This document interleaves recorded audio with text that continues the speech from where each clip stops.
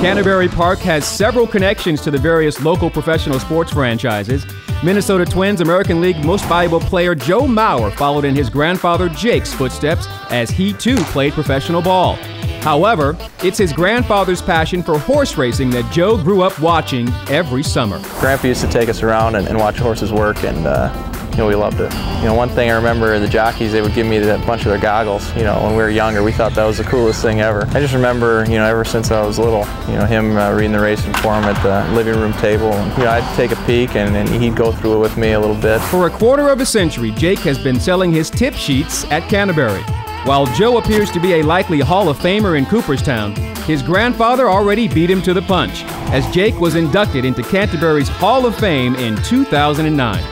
When we come back, we'll see if some of the nation's top jockeys can make their mark on the 2009 Claming Crown.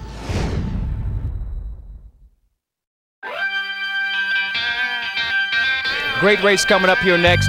TVG proud to be the sponsor of the Claming Crown Rapid Transit. Not only does the Claming Crown attract some of the finest claiming horses from around the country, Canterbury also plays host to some of the industry's top jockeys as well.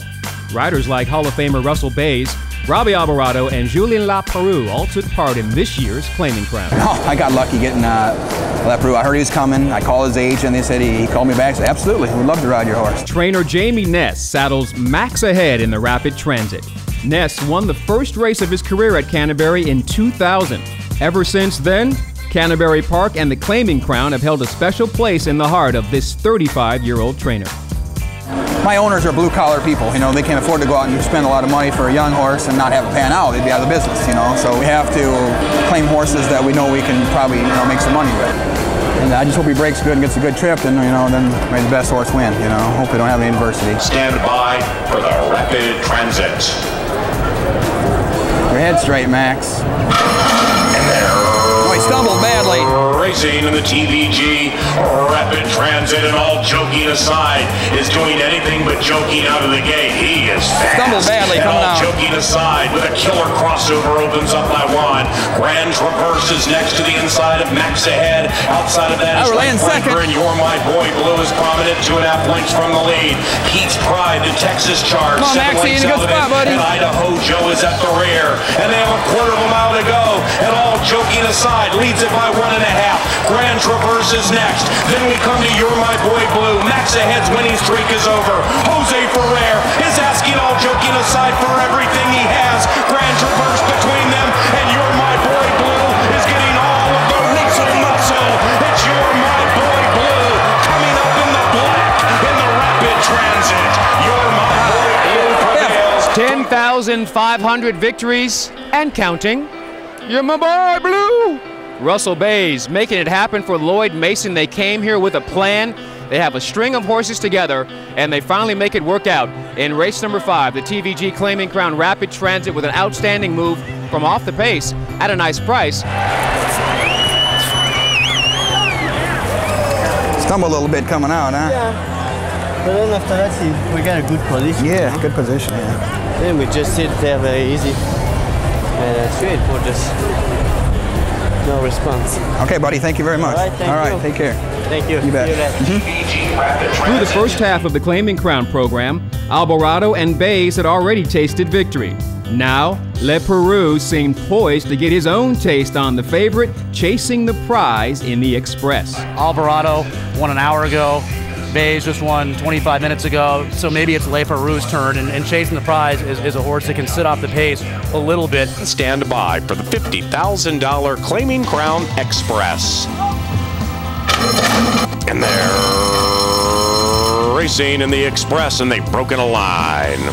Storm and Sox and Robbie Alvarado win the start and take a tenuous early lead. Talk Circuit, the local charge, is also very fast with Norjack to the inside. Who let the cat in? Ooh, just had to pinch with 4.5 to go. Lost about 1.5 lengths. Overtaken by Reddy's Rocket. Outside of that, Chasing the Prize. Then we come back to actually Chasing the Prize. Mid-pack about 7 lengths from the lead. Joined by Just a Streak to the inside. Then is Jacob's Run. And I Spy Whoopie is 12 lengths behind. Storm and Sox trying to win 6 in a row. And Stormin' Socks under a triple hammerlock opens up by a length and a half. Norjack goes into second. Reddy's Rockets on the move to the outside of Mojito Man. Then we come to Who Let the Cat In at the top of the stretch of the $50,000 Claiming Crown Express. And Robbie Alvarado shakes the reins at Stormin' Socks. Norjack joins to the outside. On the 3 wide side is Reddy's Rocket. Then it's Who Let the Cat In. Up goes Norjack to take the lead with a football field to go. Justice Streak is flying, and so is Chasing the Prize. Here's Chasing the Prize to gather them all up and win. You called it. They're taking their turns. They're going in line. Yeah. Julien Leparoux scores. Back-to-back-to-back outstanding rides by 3 great riders. Robbie Alvarado lulled him to sleep in race number 4. Bays from off the pace, showing that strength that he still has even at his age in race number 5, and a guy who has as good a clock in his head as any rider in the game. Julien Leparoux with a well-timed Rolex ride and Chasing the Prize just up in time to win as your 2-to-1 favorite. Next up, the Glass Slipper, which featured the all-time leading Claiming Crown trainer Scott Lake, who saddled one of the favorites, Met a Miner. We brought 3 very live horses. I think Met a Miner's our best shot. Nice close. Listen, there's other 2 horses on the inside of the 2 and the 4. They got a lot of speed. You know, if they're going, just nice long hold. Don't grab too much a hold of her, but hands way down.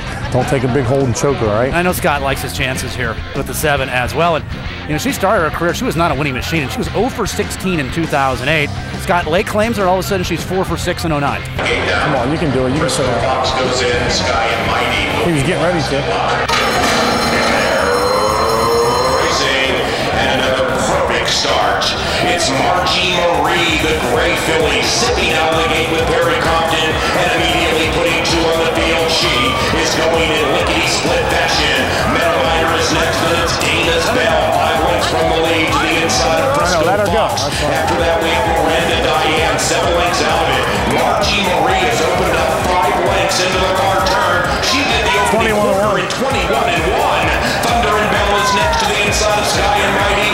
After that, we have Cassie D and the well-supported Gator Rise, conspicuously 18 lengths She ain't out of going it. nowhere. 5/16 of a mile to go. Margie backing Marie up a little bit. 13-1, trying to pull a big upset. Nah, She she's leads it backing by up, though. 3. Fresco Fox is in second with Russell Bays. After that, we have Miranda Diane. Then it's Thunder and Bell on the inside. At the top of the stretch, here comes the Northern California Invader. Frisco Fox and Russell Bays. Thunder and Bell goes into second to the inside. After that, we have Miranda Diane. But Frisco Fox has earned her claim to fame in the Claiming Crown Glass Slipper.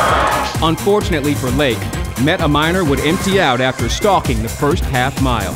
Russell Bays, the winningest rider in racing, gets another one here. This is what he does. He loves, with these claimers, he likes dealing with these lower level horses because they have so much heart and they give him everything he asks for. And it's all about honoring the owners as Frisco Fox scores, the second for the connections, and Michelle Yu is standing by with some very, very happy owners.